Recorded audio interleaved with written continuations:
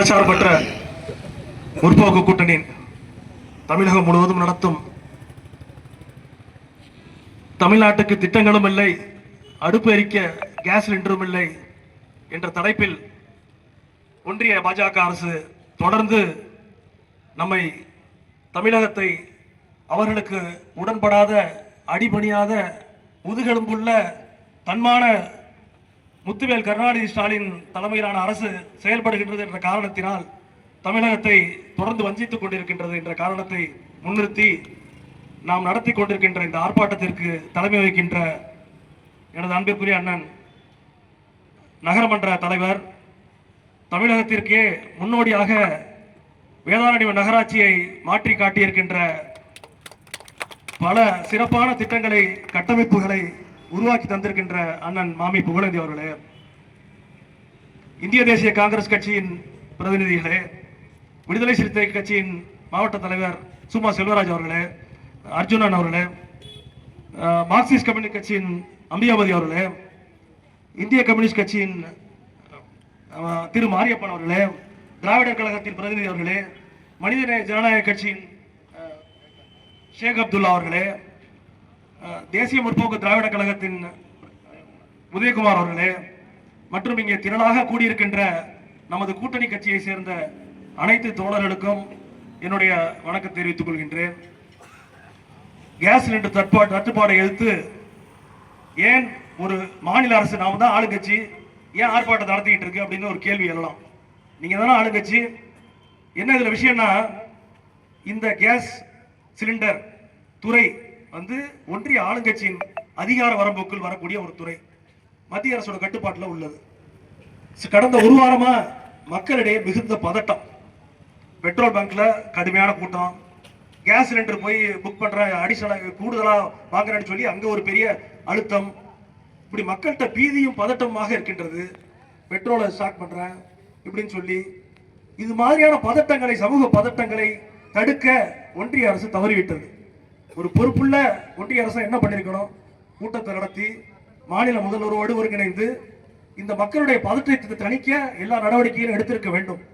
ஆனால் அவர் செய்யவில்லை. ஆனால் நம்முடைய தமிழக முதல்வரை பாருங்கள், மக்களுடைய சுமையை அறிந்து, கஷ்டத்தை அறிந்து நேற்று உடனே மின்சார கட்டணம் 2 ரூபாயை தள்ளுபடி செய்திருக்கின்றார். அதுதான் ஒரு சிறப்பான முதல்வர் தமிழகத்தில் நமக்கு கிடைத்திருக்கின்ற முத்துவேல் கருணாநிதி ஸ்டாலின் அவர்கள். இந்த ஈரான், இஸ்ரேல், அமெரிக்க போரின் விளைவாக தாக்கத்தினால் ஏற்பட்டிருக்கின்ற கேஸ் சிலிண்டர் தட்டுப்பாடு வெகு விரைவில் ஒன்றிய அரசினால் தீர்க்கப்பட வேண்டும். மக்களிடம் இந்த பதட்டம் எல்லாம் இருக்கக்கூடாது. இதற்கு இந்த தமிழ்நாட்டில் அடிமை அவங்கள அதிமுக சொல்றது இழுக்கா இருக்கும். ஏன்னா அந்த கட்சியில் அண்ணாவும் இல்லை, திராவிடமும் இல்லை.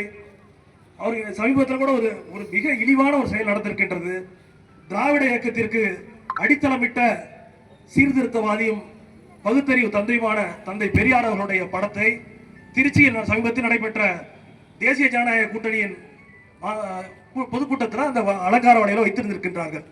ஆனால் என்ன காரணத்திற்காக தெரியவில்லையோ அதை நீக்கிவிட்டார்கள். என்ன RSS பார்ப்பனியம், பாஜக அழுத்தம் கொடுத்திருக்கோம், உடனே எடுத்துட்டாங்க. ஆனால் அதை எதிர்த்து குரல் கொடுக்க முடியாத ஒரு அவலம், விபத்தால் வந்த விபரீதம் எடப்பாடி பழனிசாமி என்ற ஒரு தரித்திரம் இருந்து கொண்டிருக்கின்றது. இங்கே நம்ம சட்டமன்ற உறுப்பினர் OS மணியனோட நடவடிக்கை எப்படி இருக்கு? நண்பர்களை ஒன்றை சொல்கின்றேன், இவருடைய உண்மையான சுயரூபம் இத்தனை வருடம் அவர்களிடம் உணர்வு இருந்ததாக தெரியவில்லை. ஒரு 2 மாதங்களுக்கு முன்பு திருப்பூண்டில ஒரு கூட்டம் நடக்குது, நான் கேள்விப்பட்டேன். அங்கே சட்டமன்ற உறுப்பினர் OS மணியன் பேசுறாராம், சிறுபான்மையினரெல்லாம் மத உணர்வோடு வாக்களிக்கின்றார்கள், ஆனால் ஏன் இந்துக்கள் மத உணர்வோடு வாக்களிப்பதில்லை? அப்படி வாக்களித்தால் நாம் தான் வெற்றி பெறுவோம், பாஜக அதிமுக கூட்டணி அப்படின்னு சொல்றார். அப்ப இத்தனை வருடம் அவரு அந்த மத உணர்வு என்ற முகமூடி அணிந்து கொண்டிருந்தாரா?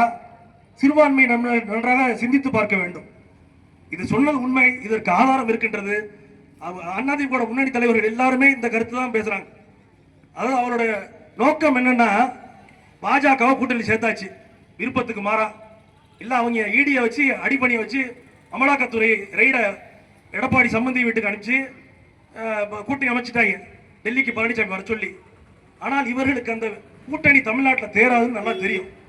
இதனால அவங்க எடுத்திருக்க அடுத்த கட்ட ஆயுதம் என்னன்னா, மத ரீதியாக வாக்குகளை பிளவுபடுத்த வேண்டும். அதனுடைய முதல் முயற்சி தான் திருப்பரங்குன்றம். ஆனால் அவர்களுக்கு தெரியாத ஒன்று, தமிழ்நாடு என்றைக்குமே சீர்திருத்த மதச்சார்பின்மை பெரியாருடைய மண் என்பது அவர்களுக்கு தெரியாது. நிச்சயமாக அவருடைய இந்த மத ரீதியாக தமிழகத்தை பிளவுபடுத்தும் முயற்சி வெற்றி பெறாது. வேதாரண்யம் சட்டமன்றம் மாற்றத்தை நோக்கி சென்று கொண்டிருக்கின்றது. திராவிட முன்னேற்ற கழக கூட்டணி சார்பில் புதிய சட்டமன்ற உறுப்பினர் 2 மாதங்களுக்குள் பதவியேற்பார் என்பதை நான் இந்த நேரத்தில் நம்மளுடைய அனைவருடைய அயராத உழைப்பிலும் தேவைப்படும் என்பதை நான் தெரிவித்துக் கொள்ள விரும்புகிறேன்.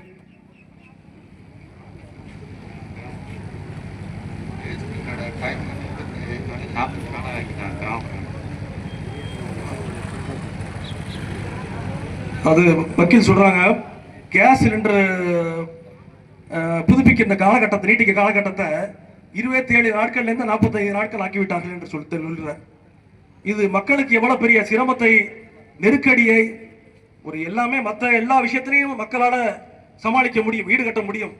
ஆனால் அடிப்படை அடிமடி உணவு, அடிப்படை ஒரு வீட்டுக்கு சாப்பாட்டு தேவை, இதுல எந்த மாதிரியான நம்ம மாற்று ஏற்பாடு செய்ய முடியும்? அதனால மிக விரைவில் உடனடியாக ஒன்றிய பாஜக அரசும் அதற்கு அடிமையாக இருக்கின்ற எடப்பாடி கும்பலும் இதற்கு மாற்று திட்டத்தை ஏற்படுத்தவில்லை என்று சொன்னால் இன்னும் இந்த போராட்டத்தின் தீவிரம் அதிகரிக்கும் என்பதை தெரிவித்துக் கொண்டு, இந்த ஆர்ப்பாட்டத்தில் பங்கேற்ற அனைத்து கூட்டணி கட்சி நண்பர்களுக்கும் திராவிட முன்னேற்ற கழக உடன்பிறப்பவர்களுக்கும் நன்றியை சொல்லி முடித்துக் கொள்கிறேன். வணக்கம்.